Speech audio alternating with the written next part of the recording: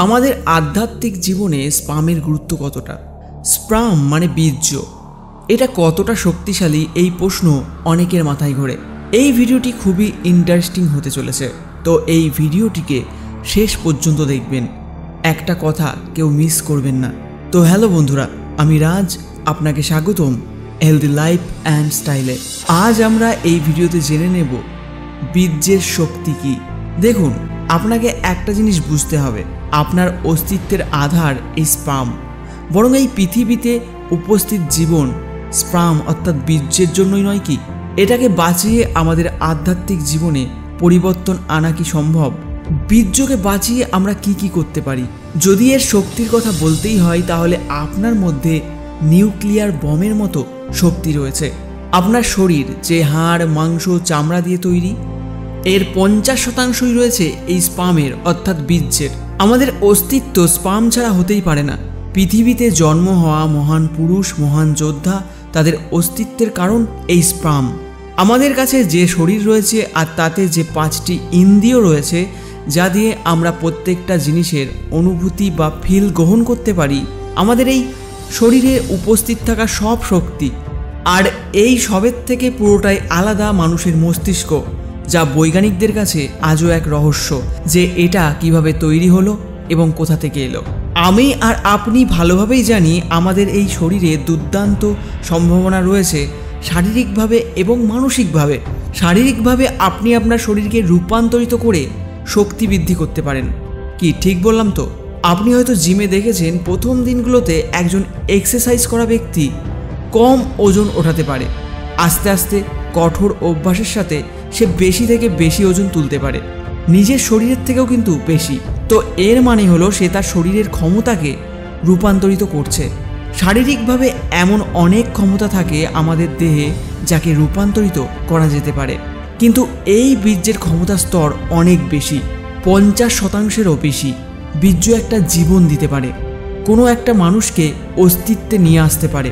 এই স্পাম অর্থাৎ বীর্যকে যৌগিক ভাষায় বজ্র বলা হয়, অর্থাৎ স্থিরতা আর সব থেকে কঠোর।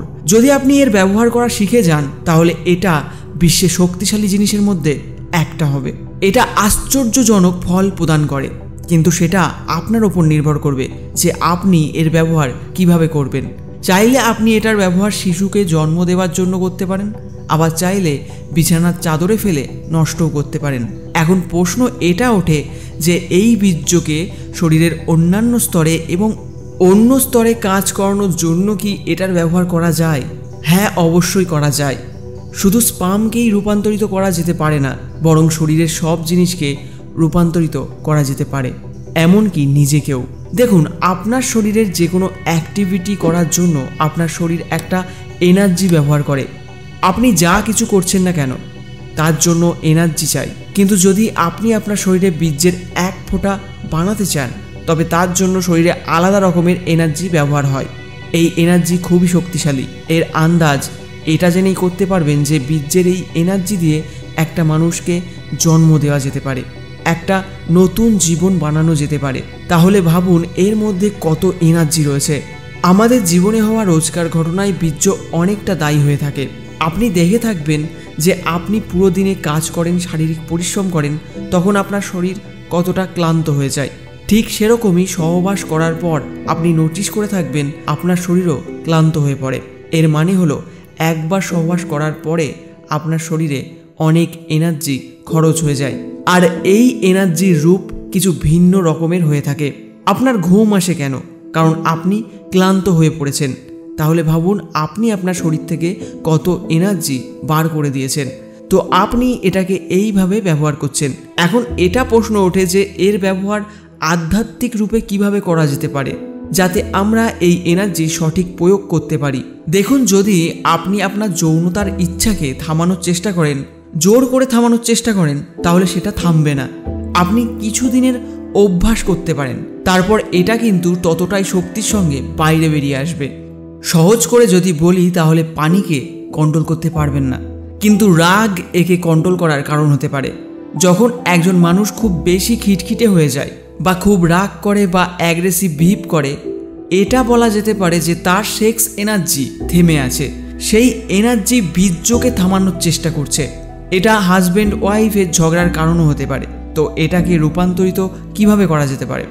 দেখুন, কোনো শক্তিকে ট্রান্সফর্ম করবার জন্য সবার আগে তাকে বুঝতে হয়। যদি আপনি একে বুঝে যান তাহলে আপনি একে ট্রান্সফর্ম করতে পারবেন আর একদম সঠিক ব্যবহারও করতে পারবেন। একটা উপায় আপনাকে বলছি যা অনেক প্রভাবশালী। আপনাকে মেডিটেশন করতে হবে, গভীর ধ্যানে বসতে হবে এবং তখন আপনি আপনার ধ্যানকে নাভি কেন্দ্র থেকে নিচে অর্থাৎ মূলাধার চক্রে নিয়ে আসুন। এই এনার্জি ওখান থেকেই উৎপন্ন হয়। যখন আপনি ধ্যানে বসবেন আর মূলাধার চক্রের ধ্যানকে কেন্দ্র করবেন তখন আপনি অনুভব করবেন যে সেখান থেকে উঠে আসা এনার্জি আপনার শরীরের উপরের দিকে অর্থাৎ মস্তিষ্কের দিকে এগোচ্ছে। লোটাস পোজ অর্থাৎ পদ্মাসনে বসে আপনি কিছুদিন যদি এটার অভ্যাস করেন তাহলে আপনার জন্য শক্তি অর্থাৎ স্পার্ম এনার্জি ওপরের দিকে ডাইভার্ট হয়ে যাবে। এটি আপনার মস্তিষ্কের দিকে অগ্রসর হবে। এর ফলে আপনার বুদ্ধির উন্নতি ঘটবে আর আপনি একজন সাধারণ মানুষ থেকে ট্রান্সফর্ম হতে শুরু করবেন জিনিয়াস পার্সন রূপে। আরেকটা উপায় আছে, যখন আপনার কাম বাসনা জাগবে তখন আপনি ধ্যানে বসে নিজের নিঃশ্বাস প্রশ্বাসের দিকে মন দিন। নিঃশ্বাস ভেতরে যাওয়া আবার ধীরে ধীরে বাইরে বের করা অর্থাৎ breath in breath out continue এটা করতে থাকুন। কিছু মিনিটেই আপনার কাম বাসনা লোপ পাবে, কিন্তু এরও একটা সীমা রয়েছে। সীমা পার হয়ে গেলে যতই আপনি ধ্যান করেন তাহলেও এটা কাজ করবে না। 5 থেকে 10 মিনিট ঠিক আছে, 15 মিনিটও হতে পারে, কিন্তু এর ওপরে নয়। আর এই শক্তির আন্দাজ আপনি এইভাবেও বুঝতে পারেন। স্বামী বিবেকানন্দ যে এত জিনিয়াস আর এত মহান ব্যক্তি ছিলেন, শুধুমাত্র 1 ঘন্টার মধ্যে মোটা মোটা বই পড়ে তা মনে রাখতে পারত। তিনি আমেরিকাতেও নিজের বুদ্ধির এত ভালো পরিচয় দিয়েছেন যে তখন পুরো বিশ্ব এই মানুষটিকে চিনতে শুরু করেছিল। আর আপনারা সবাই জানেন স্বামী বিবেকানন্দ ব্রহ্মচারী পালন করত। তবে এখন থেকেই আপনি নিশ্চয়ই বুঝতে পারছেন যে ওনার সেক্স এনার্জি অর্থাৎ এই স্পামের পাওয়ার থেকেই তার মস্তিষ্ক এই শক্তি পেয়েছে, যা তাকে এক অসাধারণ ব্যক্তিরূপে প্রতিষ্ঠা করেছে। ইতিহাস উঠিয়ে দেখলে বেশিরভাগ ব্রহ্মচারী লোকেরাই ইতিহাস রচনা করেছে। তাদের মধ্যে কিছু তো স্পেশালিটি ছিল যা তাদের সাধারণ মানুষদের থেকে আলাদা বানাতো। লিস্ট খুব বড়, যার মধ্যে বাবা লোকনাথ, লৌসি, স্বামীজি, ওশো, সদ্গুরু। যান এদের নিয়ে রিসার্চ করুন এদের জীবনকে বোঝার জন্য, আর দেখবেন আপনি এনাদের মধ্যে কিছু না কিছু বিশেষ ব্যাপার অবশ্যই খুঁজে পাবেন। ভগবান বুদ্ধ তো ব্রহ্মচারী পালন করত। হ্যাঁ, সে আগে বিবাহিত ছিল আর তার একজন পুত্রও ছিল, কিন্তু যখন তিনি তার রাজমহল ত্যাগ করলেন আর সত্যের খোঁজে বেরিয়ে পড়লেন তখন উনি সন্ন্যাসী হয়ে ব্রহ্মচারী পালন করেছিলেন। এই স্পামে কত শক্তি হতে পারে, এটি আপনাকে রূপান্তরিত করে কি বানাতে পারে আপনি ভাবতেও পারবেন না। এখন এর মানে এটা নয় যে ব্রহ্মচারী পালন করে না সে অকেজো। এমন অনেক উদাহরণ আছে আমাদের কাছে যাদের বিবাহিত জীবন হবার পরেও নিজের বুদ্ধির উন্নতি ঘটিয়েছে। আমি যে ট্রিক বললাম সেটা ফলো করে দেখুন। যদি আপনার বীর্য একবার রূপান্তরিত হয়ে যায় তাহলে আপনার মধ্যেও পরিবর্তন আসা শুরু হয়ে যাবে, আর সেটা নিজে অনুভব করতে পারবেন যে আপনার কিছু ভিন্ন রকমের শক্তির আভাস হচ্ছে। আপনি আপনি সব প্রশ্নের উত্তর পেয়ে যাবেন, আপনার বুদ্ধির উন্নতি ঘটবে।